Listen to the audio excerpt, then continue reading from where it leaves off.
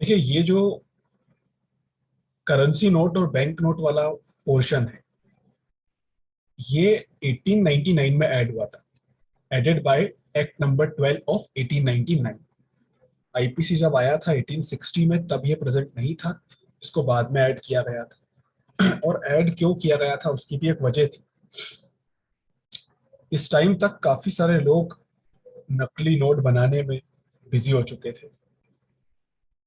काफी सारी नकली करेंसी बनने लगी थी, जिसे रोकना बहुत जरूरी था। Circulation of counterfeit currency was increasing, and it would cause irreparable harm to the economy of our country। और ये कंट्री की इकोनॉमी के लिए सही नहीं है कि कोई भी इंसान यहाँ पे नकली नोट बनाए। तो ये चैप्टर ऐड किया, जिसमें सेक्शन 489 ए कहता है counter fitting currency note and bank note. Bank note, देखो करेंसी नोट तो आप समझ गए होंगे, लेकिन बैंक नोट क्या होता है वो समझना। Bank note means a promissory note or a engagement for the payment of money to the bearer on demand, issued by any person carrying on the business of banking in any part of the world, or issued by or under the authority of any state or sovereign power, and intended to be used as equivalent to or as a substitute for money। तो बड़ी simple सी language में bank note यानी कि जिस तरह से हम check देते हैं किसी को, हम किसी को चेक देते हैं, इसका क्या मतलब होता है? हम चेक देते हैं किसी को, इसका ये मतलब होता है कि जिस पर्सन को हम चेक दे रहे हैं, उस पर्सन को हम प्रॉमिस कर रहे हैं कि जब तू ये चेक बैंक में डिपॉजिट करेगा तो तुझे मनी मिल जाएगा। इसी तरह का एक प्रोमिसरी नोट भी होता था। प्रोमिसरी नोट में आप लिख के एक प्रॉमिस कर देते थे कि इतना अमाउंट तुझे मिले ऑन डिमांड, मतलब जब तू डिमांड करेगा हमसे आके ये प्रॉमिसरी नोट हमको देके कि पैसा दे दो, तो हम तुझे ये पैसे दे देंगे।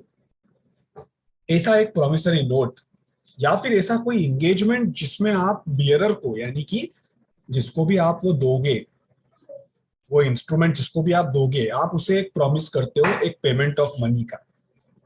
तो एक तरह से वो as a substitute for money use किया जाता था। कि अगर आपके पास प्रॉमिसरी नोट भी है, मतलब किसी से पैसे लेने का राइट है आपके पास, तो वो एक तरह के पैसे हैं आपके, उसको बैंक नोट बोलते हैं। बैंक नोट में वो भी आता है। करेंसी नोट के अंदर तो आप जानते हो सारे करेंसी नोट आ जाते हैं, रुपए, डॉलर। और ये भी याद रखना कि करेंसी नोट का मतलब सिर्फ इंडियन करेंसी नहीं होता है। करेंसी नोट के अंदर फॉरेन करेंसी भी इंक्लूडेड रहती है। State of Kerala versus Max Varghese, AIR 1987, Supreme Court ने क्लियर कर दिया था कि सिर्फ इंडियन करेंसी को ही करेंसी नोट में इंक्लूड नहीं माना जाता, सारी करेंसी को माना जाता है। और अगर आप इनमें से किसी भी करेंसी नोट की या किसी भी बैंक नोट की काउंटर फिटिंग करते हो, या काउंटर फिटिंग का कोई पार्ट आप करते हो, तो उस केस में आपको लाइफ इम्प्रिजनमेंट मिल सकता है, 10 सालों तक का इम्प्रिजनमेंट मिल सकता है, और आप पे फाइन लगाया जा सकता है। यानी सजा काफी गंभीर है इसके अंदर। नकली नोट बनाना एक बहुत बड़ा अपराध है, इसमें आपको लाइफ इम्प्रिजनमेंट तक की सजा भी मिल सकती है। फिर आता है section 489 B, using as genuine forged और काउंटरफिट करेंसी नोट और बैंक नोट। देखिए, ये जो ऑफेंस है, ये काउंटरफिट करेंसी बनाने का ऑफेंस नहीं है। सेक्शन 489 बी जो है, इसमें बनाने का ऑफेंस नहीं है। इसमें ऑफेंस है अगेंस्ट द ट्रैफिकिंग। ट्रैफिकिंग यानी कि उसका व्यापार करना। मतलब कि कोई काउंटरफिट करेंसी है, कोई बैंक नोट है, आप उसे as a genuine currency use कर रहे हो, जबकि वो एक फॉर्ज्ड करेंसी है। तो what are the ingredients here? Selling, buying और receiving from any person or otherwise trafficking currency note or bank note, any forged or counterfeit currency or banknote, knowing or having reason to believe that such was forged। आपको पता है कि जो currency आप ले रहे हो किसी से, या जो करेंसी आप किसी को दे रहे हो, या जो करेंसी आप सेल कर रहे हो, वो एक फॉर्ज्ड करेंसी है, आप इस बारे में जानते हो, आपको पता है, इस चीज का नॉलेज है आपको, या आपके पास इस चीज का रीजन टू बिलीव है कि वो एक फॉर्ज्ड करेंसी है, काउंटरफिट करेंसी है। उसके बाद भी आप उसको किसी पर्सन को लेन देन में यूज करते हो, आप उसको बेचते हो, यानी कि आप उसकी ट्रैफिकिंग करते हो। सेक्शन 489 बी का ऑफेंस आप करते हो, सजा आपको इसमें भी नकली नोट बनाने वाली ही मिलेगी, लाइफ इम्प्रिजनमेंट, 10 सालों तक का इम्प्रिजनमेंट या फिर फाइन। फिर आता है section 489 C, possession of forged और काउंटरफिट करेंसी नोट और बैंक नोट। देखिए ये सेक्शन पनिश करता है merely the possession of counterfeit currency note और बैंक नोट। आप यहाँ पे काउंटरफिट करेंसी बना नहीं रहे हो, आप यहाँ पे काउंटरफिट करेंसी को ट्रैफिकिंग में भी नहीं यूज कर रहे हो, आप यहाँ पे सिर्फ काउंटरफिट करेंसी के या काउंटरफिट बैंक नोट के पोजीशन में हो, आपके पास वो है। अब सवाल ये उठता है कि वो है, सिर्फ इतनी सी बात भी सफिशिएंट नहीं है। मान लो मुझे पता ही नहीं कि मेरे पास कोई नोट नकली आ गया, तो इतनी सी बात के लिए मुझ पे 489 सी थोड़ी लगा देंगे कि मेरे पास एक नकली नोट है। इंग्रेडिएंट क्या कहते हैं? इंग्रेडिएंट कहता है कि पहली बात तो जो आपके पास नोट है जो नकली है, या तो वो करेंसी नोट हो या फिर वो बैंक नोट, दूसरा वो फॉर्ज्ड हो या काउंटरफिटेड हो, तीसरा वो आपके पोजीशन में हो, चौथा आप उसको एज अ जेन्युइन यूज करने का इंटेंशन रखते हो, और पांचवा कि आप जानते हो या आपके पास रीजन टू बिलीव हो कि वो एक फॉर्ज्ड नोट है, वो एक काउंटरफिट नोट है। मतलब what is more important here is not just the possession, but the knowledge or the reason to believe that the note you are possessing is forged or counterfeited. वो जो note आपके पास है वो forged है, वो काउंटरफिटेड है, इस बात को जानते हुए आप उस नोट को अपने पोजीशन में रखते हो, और कहीं ना कहीं आपका इंटेंशन है कि आप उसे ऐसा जेन्युइन यूज करोगे। अभी नहीं किया बट करोगे। अगर कर देते तो 489 बी लग जाता, अगर खुद नकली बना देते तो 489 ए लग जाता, लेकिन आप अभी उसको सिर्फ पोजीशन में रख के बैठे हो इस इंटेंशन से कि मैं यूज करूंगा, आज नहीं तो कल करूंगा, तो आप पे 489 सी लगेगा। इसकी सजा थोड़ी कम है क्योंकि आपने अभी उसको यूज नहीं किया है, इसलिए आपको 7 सालों तक का इम्प्रिजनमेंट या फिर फाइन या फिर दोनों हो सकता है। इसमें ऑप्शनल सजा भी है, यानी कि फाइन अकेला भी लगाया जा सकता है, इम्प्रिजनमेंट अवॉइड भी किया जा सकता है। फिर आता है section 489 D. Section 489D talk about making or possessing instrument or material for forging or counterfeiting currency note or bank note। अब आप यहाँ पे देखिए कि यहाँ पे आपको किस चीज के लिए पनिश किया जा रहा है, और इसकी जो सजा है लाइफ इम्प्रिजनमेंट, 10 इयर्स तक का इम्प्रिजनमेंट प्लस फाइन, ये वही सजा है जो सेक्शन 489 ए में और 489 बी में आपने देखी थी। 489 ए में आपने काउंटरफिट करेंसी बनाने के लिए जो सजा देखी थी वही सजा ये है। इसमें आप क्या करते हो, इसमें आप काउंटरफिट करेंसी बनाते हो, या आप काउंटरफिट करेंसी बनाने की किसी प्रोसेस में पार्ट लेते हो, या आप काउंटरफिट करेंसी बाय करते हो या सेल करते हो, या अपने पोजीशन में रखते हो, या इनसे रिलेटेड कोई मशीनरी आप अपने पोजीशन में रखते हो जिससे काउंटरफिट करेंसी बनाई जा सके या काउंटरफिट बैंक नोट बनाए जा सके। और जो मशीन आपके पास है, या तो आप उस मशीन के मैन्युफैक्चरर हो, या फिर आप उस मशीन के सेलर हो, या उस मशीन के सर्विस प्रोवाइडर हो, आप कुछ भी हो, बट वो जो मशीन आपके पास है, या वो जो मशीन आप बनाते हो, या वो जो मशीन आप सेल करते हो, आप इस चीज को जानते हो, आपको नॉलेज है इस चीज का कि उस मशीन से काउंटरफिट करेंसी नोट बनाए जा सकते हैं, काउंटरफिट बैंक नोट बनाए जा सकते हैं, या आपके पास रीजन टू बिलीव है कि उस मशीन को इजीली काउंटरफिट करेंसी नोट बनाने के लिए यूज किया जा सकता है, फिर भी आप वो मशीन बनाते हो, बेचते हो, उसको बनाने की किसी प्रोसेस में पार्ट लेते हो, आप सेक्शन 489 डी का ऑफेंस करते हो, लाइफ इम्प्रिजनमेंट या फिर 10 साल तक का इम्प्रिजनमेंट प्लस फाइन आप पे लगाया जाएगा। फिर बात करते हैं सेक्शन 489 ई की, मेकिंग और using document resembling currency note और बैंक नोट। अब इस सेक्शन में आपको पनिश कहाँ किया जाता है? पहली चीज तो ये कि ये वाला जो सेक्शन है ना, इंडिविजुअल 489 ई, ये वाला सेक्शन आप इस पर्टिकुलर पार्ट के साथ मत देखो, क्योंकि ये जो पर्टिकुलर पार्ट है करेंसी नोट वाला, मैंने आपको बताया था ये 1899 में इंट्रोड्यूस हुआ था, बट ये जो इसका आखिरी सेक्शन है 489 ई, ये 1899 में नहीं 1943 में हुआ था, यानी कि कुछ सालों बाद ये हुआ था। और क्यों हुआ था कि धीरे धीरे प्रिंटिंग का क्रेज इंडिया में बहुत बढ़ चुका था, प्रिंटिंग बहुत ज्यादा चलने लगी थी, अब यहाँ पे फोटो प्रिंट आने लगे थे, रिप्रोडक्शन प्रिंट आने लगे थे, तो लोग करेंसी नोट के प्रिंट निकालने लग गए। हाँ, ये अलग बात है कि वो इनोसेंट पर्पस के लिए भी निकालते थे। जैसे आपने बचपन में एक नोट तो देखा ही होगा गांधी जी का, वो नकली वाला, जिसपे भारतीय मनोरंजन बैंक लिखा होता था। सबने ही देखा होगा अपनी एज के लोगों ने। तो वैसे ही नोट काफी सारे प्रिंट होने लगे। खैर, बहुत सारे इसमें से जेन्युइन पर्पस के लिए भी होते थे, बिना किसी मॉडिफाइड इंटेंशन के भी ये नोट प्रिंट होते थे। बट ये इतने ज्यादा प्रिंट हो गए थे, इतने ज्यादा सर्कुलेशन में आ गए थे कि अब जरूरत लगी इस चीज की कि इसको रोका जाए।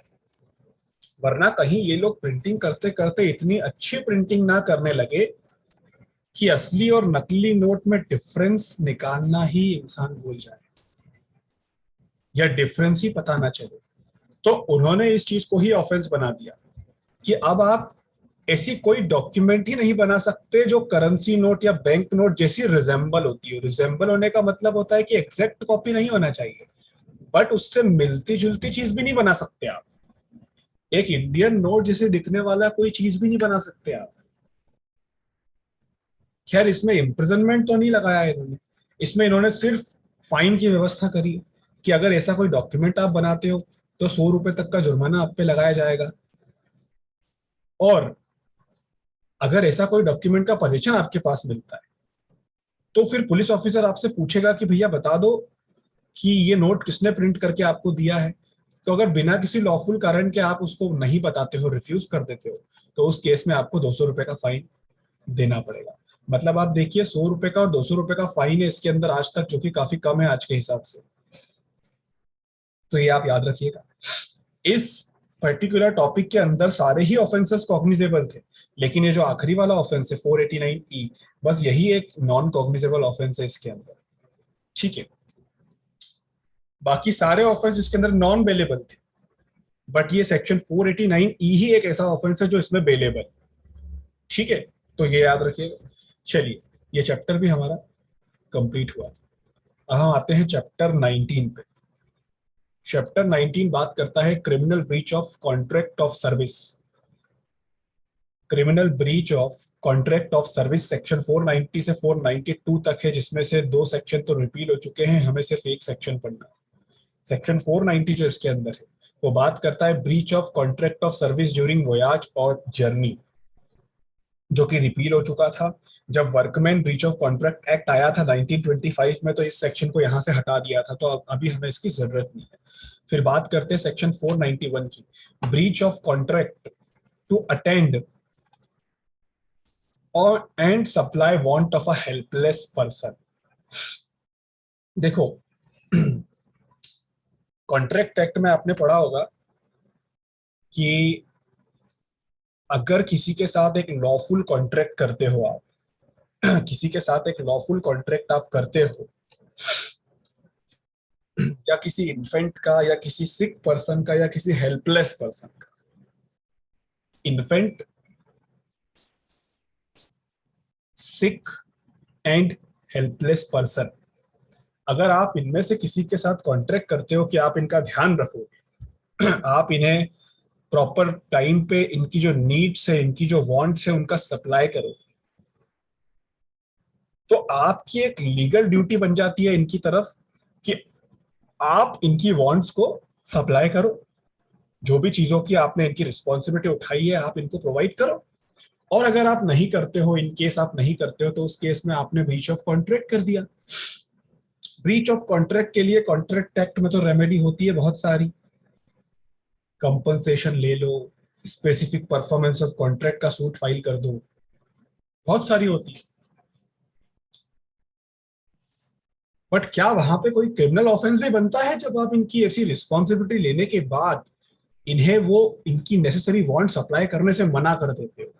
क्योंकि अगर आप इनको ध्यान से देखो तो ये इन्फेंट है, सिक है और हेल्पलेस पर्सन है। अगर आपने इनसे वादा किया है कि आप इनकी वांट सप्लाई करोगे और अचानक से आप इनकी वांट सप्लाई करना बंद कर देते हो, तो बात यहाँ पे सिर्फ एक कॉन्ट्रैक्ट के ब्रीच की नहीं है। बात यहाँ पे ये है कि इन लोगों की हालत ऐसी है कि अगर आप इनकी नेसेसरी वांट को सप्लाई नहीं करोगे तो इनका बहुत नुकसान हो जाएगा। और इसीलिए इसको एक क्रिमिनल ऑफेंस भी बनाया, सेक्शन 491 का ऑफेंस भी वहां पे लग जाता है। अब इंग्रेडिएंट इस ऑफेंस के क्या कहते हैं कि सबसे पहली चीज तो आप ऐसे किसी इंसान से बाइंड रहना चाहिए एक लॉफुल कॉन्ट्रैक्ट के थ्रू कि आप उनको उनकी नेसेसरी वांट्स अप्लाई करोगे। मतलब जो कॉन्ट्रैक्ट आपने इन लोग से किया है वो एक लॉफुल कॉन्ट्रैक्ट होना चाहिए, the first important thing. Second, और वो कॉन्ट्रैक्ट किस चीज के लिए होना चाहिए? To supply the want of a person who is helpless और incapable of providing for his own safety और supplying his own want by reason of youth, unsoundness of mind, disease और bodily weakness.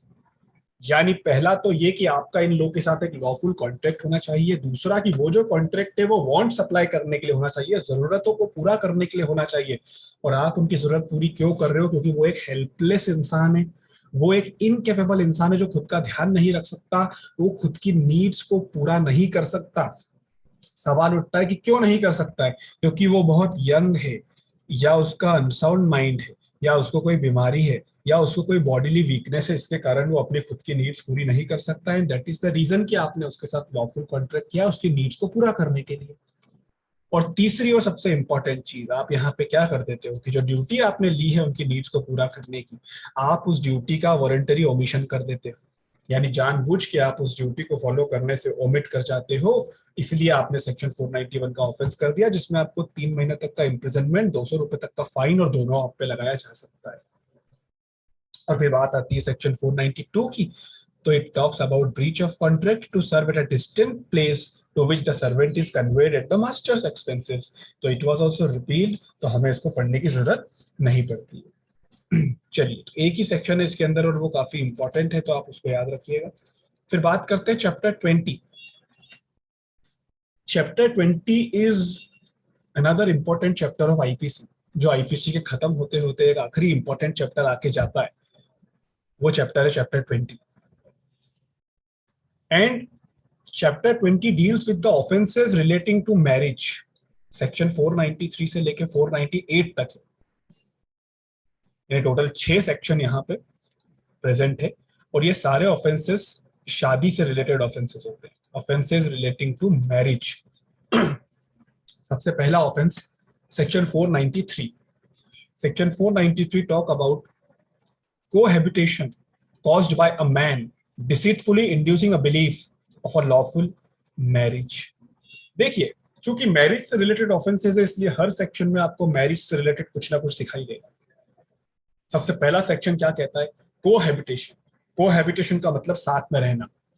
Caused by a man, किसने किया है? एक आदमी ने किया है। Deceitfully inducing a belief of lawful marriage, लेकिन क्यों किया है, कैसे किया है? डिसीटफुली किया है। डिसीटफुली करने का मतलब होता है गलत भरोसे में रख के किया है।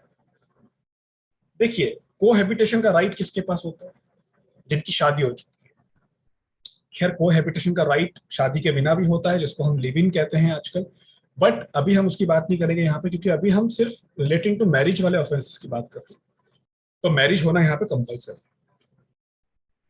तो यहाँ पे कोहैबिटेशन हो रहा है, बट जो मैन है उसने उस वुमन को, यानी कि जिसको वो वाइफ कह रहा है अपनी, उसको डिसीटफुली ये बिलीव करवा दिया कि उन दोनों की लॉफुल मैरिज हो चुकी है, जबकि उनकी लॉफुल मैरिज हुई ही नहीं है। मतलब वो जो मैन है वो उस वुमन को ये बिलीव करवा रहा है कि उसकी शादी हो चुकी है उस वुमन से, और इस भरोसे पे वो उसके साथ कोहैबिटेशन करता है, या फिर सेक्सुअल इंटरकोर्स वो उसके साथ कर लेता है, जबकि ऐसी कोई लॉफुल मैरिज उनकी हुई ही नहीं है। इन टोटल यहाँ पे एक डिसीट हुआ है, या एक फॉल्स बिलीफ हुआ है कि उन दोनों के बीच में लॉफुल मैरिज एग्जिस्ट करती है, जबकि ऐसा नहीं। So to establish that a person has committed an offense under this section, it must be established that a person had deceitfully induced a belief to a woman who is not lawfully married to him that she is lawfully married wife of that person, and thereupon she could cohabit और should have sexual intercourse with that person. तो यहाँ पे दो ही ingredient बनते हैं इस section के। पहला, एक डिसीट या एक फॉल्स बिलीफ, जो कि आप उस वुमन को दे रहे हो कि उनकी लॉफुल मैरिज हो चुकी है, और दूसरा कि उस डिसीटफुल या फॉल्स बिलीफ से कोहैबिटेशन और सेक्सुअल इंटरकोर्स आप कर लेते हो, तो आप सेक्शन 493 का ऑफेंस कर देते हो, जिसमें आपको 10 सालों तक का इम्प्रिजनमेंट और आपके ऊपर फाइन भी लगाया जाएगा। फिर बात करते हैं सेक्शन 494 की। Section 494 it talks about marrying again during the lifetime of husband and wife। Actual में ये सेक्शन जो है, अच्छा याद रखना, सेक्शन 493 जो अभी अपन ने पिछला सेक्शन देखा, वो एक नॉन कॉग्निजेबल ऑफेंस होता है, यानी कि उसमें सिर्फ डायरेक्टली जाके आप कंप्लेन कर दोगे पुलिस के पास तो कुछ नहीं होगा, आपको एज अ वाइफ वहां पे जाके मजिस्ट्रेट के सामने कंप्लेन करना होगी, क्योंकि वो एक नॉन कॉग्निजेबल ऑफेंस है। आपकी कंप्लेंट के बेसिस पे वहां पे केस आगे चलता है, तो मजिस्ट्रेट पुलिस को ऑर्डर देती है आपके हस्बैंड को गिरफ्तार करने के, है ना। आप इसको डायरेक्टली नहीं कर सकते, इस चीज को याद रखिएगा। फिर बात करते हैं सेक्शन 494 की, marrying again during the life time of husband and wife. इसको इंग्लिश लॉ में आप लोग बाइगेमी के नाम से जानते हो। बाइगेमी यानी दूसरी शादी करना एक वाइफ या एक हस्बैंड के होते हुए। अब इस सेक्शन की एक खासियत है कि this section does not apply to Mohammedan males who are allowed to marry more than one wife, but it applies to Mohammedan females and Hindus, Christians and Parsis. सब पे एप्लीकेबल होता है। ये सिर्फ एक ही एक्सेप्शन है, वो है मुस्लिम मेल, जिन्हें उनका रिलीजन एक से ज्यादा वाइफ रखने को अलाउ करता है, उन पे ये सेक्शन एप्लीकेबल नहीं होता है। अब इसमें क्या होता है कि इसके अंदर भी कुछ इंग्रेडिएंट्स है। सबसे पहला इंग्रेडिएंट समझना ध्यान से, सबसे पहला इंग्रेडिएंट क्या कहता है? सबसे पहला इंग्रेडिएंट ये कहता है कि जो एक्यूज्ड है उसकी फर्स्ट मैरिज हो चुकी होना चाहिए, फर्स्ट मैरिज हो चुकी होना चाहिए। दूसरा, उसने दूसरी शादी कर ली, मतलब एक मैरिज ऑलरेडी उसकी हो चुकी थी, अब उसने दूसरी कर ली। जो फर्स्ट मैरिज है वो अभी भी सबसिस्टिंग होना चाहिए, यानी कि अभी भी जिंदा होना चाहिए। जिंदा का मतलब होता है कि फर्स्ट वाइफ की डेथ ना होना चाहिए, फर्स्ट वाइफ कहीं गायब ना हो जाए, आपने फर्स्ट वाइफ से डाइवोर्स ले लिया। ये सारी चीजें मैरिज को सबसिस्टिंग नहीं बनाते। सबसिस्टिंग का मतलब होता है कि वो जो मैरिज का बॉन्ड होता है वो अभी भी जिंदा है, और स्पाउस मस्ट बी लिविंग। जो स्पाउस है वो लिविंग होना चाहिए। स्पाउस का मतलब यहाँ पे क्या होता है कि अगर हस्बैंड ने शादी कर ली तो वाइफ की बात कर रहा है फर्स्ट वाली, और वाइफ ने कर ली तो पहले वाले हस्बैंड की बात कर रही है, वो स्पाउस है उसका। तो इंग्रेडिएंट क्या निकले कि पहली शादी होना चाहिए, दूसरी भी कर लेना चाहिए, तीसरी की उसकी जो पहली शादी है वो सबसिस्टिंग होना चाहिए, और चौथी की जो स्पाउस है वो लिविंग होना चाहिए। यानी अगर फर्स्ट स्पाउस की अगर डेथ हो जाती है तो फिर आप सेकंड शादी करने के लिए एलिजिबल हो जाते हो, उसमें बाइगेमी का चार्ज आप पे नहीं लगता है। एक्सेप्शन है यहाँ पे कुछ, और वो एक्सेप्शन क्या है? अगर दोनों में से, पति या पत्नी में से दोनों में से कोई भी अगर कंटिन्यूअसली 7 सालों तक के लिए गायब रहता है तो फिर आपको दूसरी शादी करने का अधिकार मिल जाता है। 7 साल तक अगर कोई भी एक पार्टी कंटिन्यूअसली एब्सेंट रहती है without informing anything, without having any communication, तो उसमें आप सेकेंड मैरिज कर सकते हो। अगर आप कर लोगे तो आप पे बाइगेमी का चार्ज नहीं लगेगा। अच्छा, सिर्फ इतना भी नहीं कि 7 सालों तक एब्सेंट, उसके साथ भी कुछ चीजें हैं।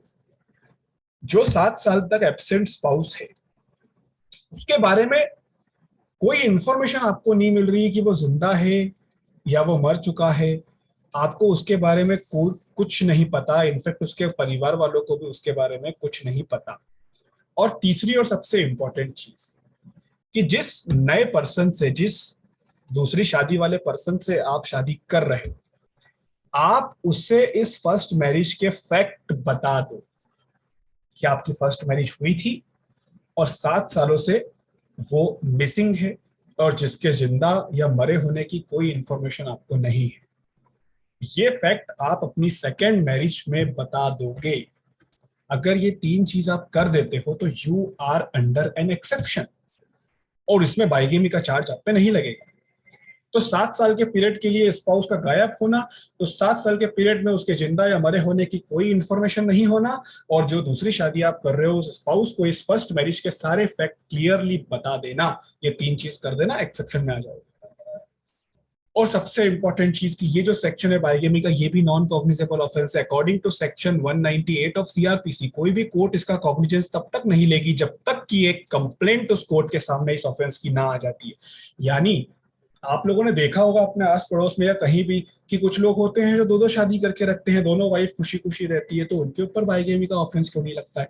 देखो, बाइगेमी का ऑफेंस तो चाहे तो उनके ऊपर भी लग सकता है, लेकिन जब तक दोनों वाइफ खुश है तब तक थोड़ी लगेगा। क्योंकि according to section 198 of criminal procedure code कोई भी कोर्ट इस ऑफेंस का कॉग्निजेंस अपनी मर्जी से नहीं ले सकती। ये कॉग्निजेबल ऑफेंस है ही नहीं कि पुलिस ने देखा कि तुमने 2 शादी करी, चलो जेल में डाल दो उठा के, ऐसा नहीं कर सकते।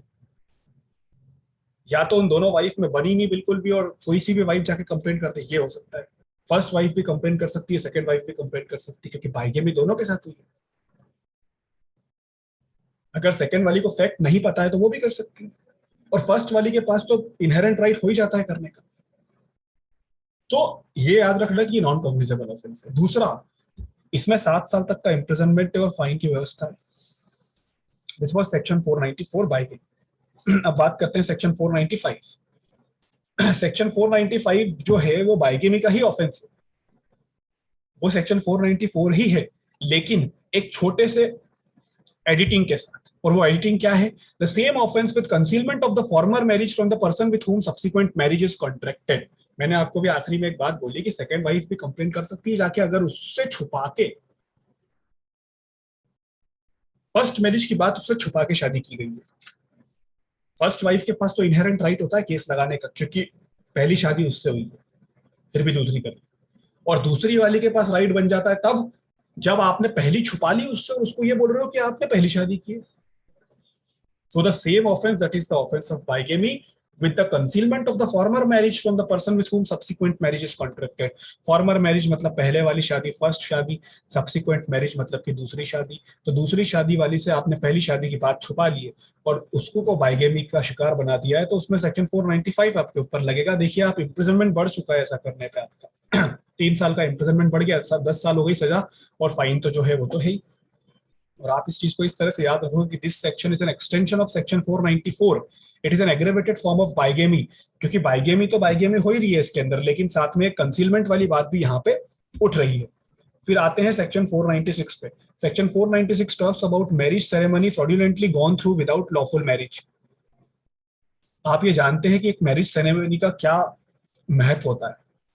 एक मैरिज सेरेमनी का जो विधिपूर्ण विवाह जिसको कहा जाता है, उसकी बहुत वैल्यू होती है। और वैल्यू इतनी ज्यादा होती है कि अगर गलत इंसान के साथ बैठ के भी वो पूरी विधि विधान पूरा कर दिया तो according to the culture, according to the religion आपकी शादी हो चुकी होती है, चाहे आप उससे करना चाहो या ना करना चाहो। तो सेक्शन 496 ऐसे ही एक ऑफेंस को पनिशेबल बनाता है जिसको हम मॉक मैरिज भी कहते हैं। मॉक मैरिज, जिसे हम मॉक टेस्ट देते हैं ना, जो असली टेस्ट नहीं होता है बट मॉक टेस्ट होता है, ऐसे ही मॉक मैरिज की असली शादी नहीं होती है पर असली जैसी होती है। फ्रॉडुलेंट मैरिज भी बोल सकते हैं। क्या होता है इसके अंदर? इसमें यह होता है कि आप किसी पर्सन के साथ उसको डिसीव करके, है ना, मतलब आप उससे एक्चुअल में शादी करना चाहते नहीं, आप उससे कोई लॉफुल मैरिज नहीं करना चाहते हो, बट आपने उसको डिसीव करके, उसके साथ डिसीट प्ले करके जो शादी की सारी सेरेमनी होती है वो आपने उसके साथ करी। आपने इस तरह से करी कि वो शादी नहीं होगी, सिर्फ उसको दिखाने के लिए आपने उसके साथ वो मैरिज सेरेमनी सारी परफॉर्म करी है। इसमें आपका लॉफुल मैरिज करने का कोई भी इंटेंशन नहीं था, और इस तरह से वो मैरिज सेरेमनी परफॉर्म करके आप उस पार्टी को डिसीट कर रहे हो, उसको ये बिलीव करवा रहे हो कि उसकी शादी आपसे हो रही है। वो सेरेमनी परफॉर्म करके आप उसको ये बिलीव करवा रहे हो कि आप उससे शादी कर रहे हो, जबकि आप शादी नहीं कर रहे हो। इन टोटल आप यहाँ पे ये सेरेमनी जो कर रहे हो ये इस इफेक्ट के लिए कर रहे हो कि आप कोई फ्रॉडुलेंट पर्पस वहां पे अपना पूरा करना चाहते हो, उसके साथ लॉफुल मैरिज दिखा के आप कुछ और पर्पस पूरा करना चाहते हो, but after all you are not at all lawfully marrying with that person. तो इंग्रेडिएंट यहाँ पे क्या है कि डिसऑनेस्टली या फ्रॉडुलेंटली, डिसऑनेस्ट या फ्रॉडुलेंट इंटेंशन से आप किसी के साथ शादी की सेरेमनी परफॉर्म करते हो, आप इस चीज का नॉलेज रखते हो, आपको इस चीज का रीजन टू बिलीव होता है कि जो सेरेमनी आप परफॉर्म कर रहे हो वो लॉफुल मैरिज की सेरेमनी नहीं है, तो इस केस में अगर आप करते हो तो सेक्शन 496 आप पे लग जाता है। 7 साल तक का इम्प्रिजनमेंट प्लस फाइन आप पे लगाया जा सकता है, इसको मॉक मैरिज कहा जाता है।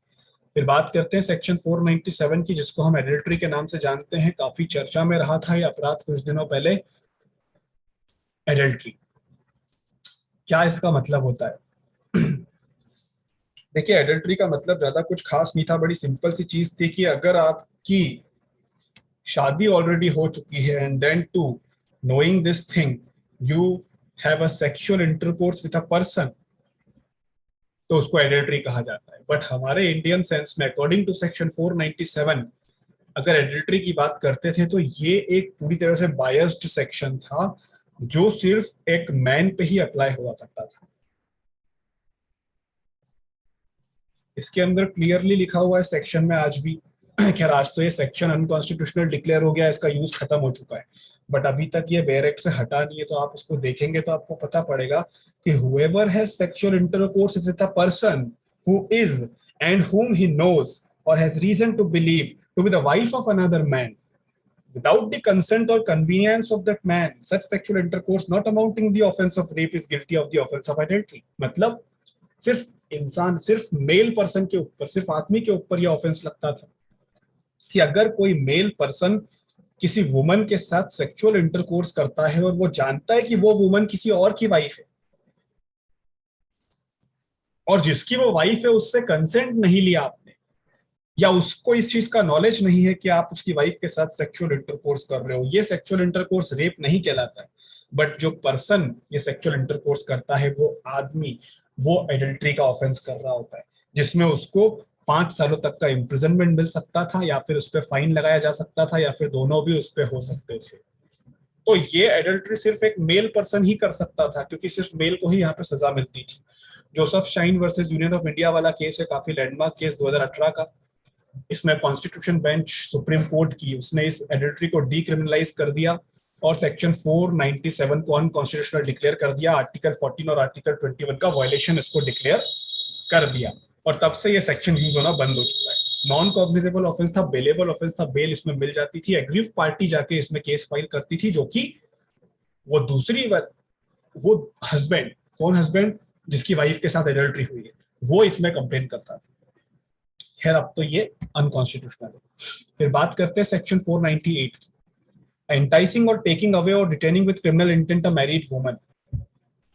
जानते हो आप कि कोई वुमन मैरिड है, उसकी शादी हो चुकी है, फिर भी आप उसको एंटाइस कर रहे हो या उसको टेक अवे कर रहे हो या उसको डिटेन करते हो अपने पास किसी क्रिमिनल इंटेंशन से, यानी किसी क्रिमिनल इंटेंशन से किसी शादीशुदा औरत को एंटाइस करना, अपने साथ ले जाने की कोशिश करना, उसको डिटेन करके रखना, वो सेक्शन 498 के अंदर एक ऑफेंस बनता है। What is the gist of this offense? The gist of this offense under the section appears to be the deprivation of the husband of his custody and his control over his wife with the object of having illicit intercourse with her। देखिए, वो जिसकी wife है, वो husband, यानी जिस married woman को आप एंटाइज कर रहे हो, टेक अवे कर रहे हो, डिटेन कर रहे हो, वो किसी की वाइफ है ना। वो हस्बैंड का कंट्रोल है अपनी वाइफ पे, वो वाइफ की कस्टडी उसके हस्बैंड के पास होना चाहिए, उस वाइफ का जो प्रॉपर कंट्रोल है वो हस्बैंड के पास होना चाहिए, आपके पास नहीं। आप कैसे किसी शादीशुदा औरत को अपने साथ एंटाइज करके ले जा सकते हो, टेक अवे कर सकते हो, इस इंटेंशन से कि आप उसके साथ इलिसिट इंटरकोर्स करोगे? यही तो ऑफेंस है सेक्शन 498 में। अकॉर्डिंग टू दिस सेक्शन इसके इंग्रेडिएंट है, first of all, taking or enticing away or concealing or detaining the wife of another man from that man or from any person having the care of her or on behalf of that man।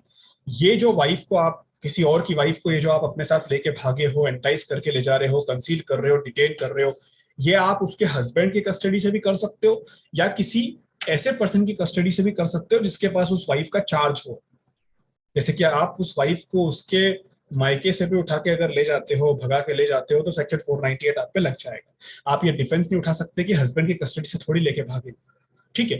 वो जो taking away है, वो जो enticing away है, concealing है, detaining है, वो इस इंटेंशन से होना चाहिए कि आप उसके साथ इलिसिट इंटरकोर्स करोगे। मतलब इंटेंशन यहाँ पे एक इंपॉर्टेंट रोल प्ले करता है, क्योंकि एक इंपॉर्टेंट इंग्रेडिएंट बन के यहाँ पे इंटेंशन बैठा हुआ है। सिर्फ लेके भागना ऑफेंस नहीं है, साथ में इंटेंशन भी आपका होना चाहिए, और आपको इस चीज का नॉलेज होना चाहिए, रीजन टू बिलीव होना चाहिए कि वो जो वुमन है वो किसी और की वाइफ है। मतलब आपको इस चीज की जानकारी भी होना चाहिए कि वो किसी और की वाइफ है। अगर आपको ऐसा लगता है कि वो किसी की वाइफ नहीं है, उस वाइफ ने खुद अगर ये बात कंसील कर ली कि वो किसी की वाइफ नहीं है, और आपके पास ऐसा कोई रीजन टू बिलीव नहीं हो जिससे पता चले कि वो किसी की वाइफ है, और फिर आप उसको लेके भागते हो, तो उसमें आप पे सेक्शन 498 नहीं बनेगा। बन भी जाएगा तो आपको डिफेंस मिल जाएगा उसके अंदर कुछ ना कुछ। तो ये नॉलेज होना बहुत जरूरी है कि वो किसी की वाइफ है। और पनिशमेंट यहाँ पे मिलती है आपको 2 साल का इम्प्रिजनमेंट या फिर फाइन, या फिर दोनों। 2 साल तक का इम्प्रिजनमेंट, फाइन, या फिर दोनों आप पे लगाए जा सकते हैं। सेक्शन 498 भी यहाँ पे कंप्लीट हो गया, और चैप्टर 20 जो हम पढ़ रहे थे वो भी। वे बात करते हैं चैप्टर 20A की। चैप्टर 20A जो है वो एक अकेला सेक्शन, और अकेला सेक्शन है, और साथ में ये 1983 में इंसर्ट हुआ था। यानी कि ये भी आईपीसी जब आया था 1860 में तब नहीं था, 1983 में। मतलब आप समझ रहे हो कि आईपीसी के आने के 123 साल बाद, 123 123 ईयर्स बाद ये ऑफेंस आया। और ये ऑफेंस बात करता है क्रुएल्टी बाय हस्बैंड और relatives of the husband, section 498A। देखिए उस जमाने में भी क्रुएल्टी तो बहुत होती थी वाइफ के साथ, उसके हस्बैंड, उसके रिलेटिव हस्बैंड के, सब क्रुएल्टी करते थे। लेकिन 123 साल तक हमारे लेजिस्लेचर को इस चीज की नीड फील नहीं हुई थी कि हम क्रुएल्टी को एक स्पेसिफिक ऑफेंस बना दे और आईपीसी में पुट कर दे। बट 1983 में ये फील हुआ इन्हें, जब डाउरी डेथ इंडिया में बहुत बढ़ गई थी, दहेज के लिए बहुत सारे लोगों की, बहुत सारी वुमन की जान जाने लगी थी, तब उन्हें ये नीड फील हुई। रिजॉइन करो फिर आगे बताता हूँ।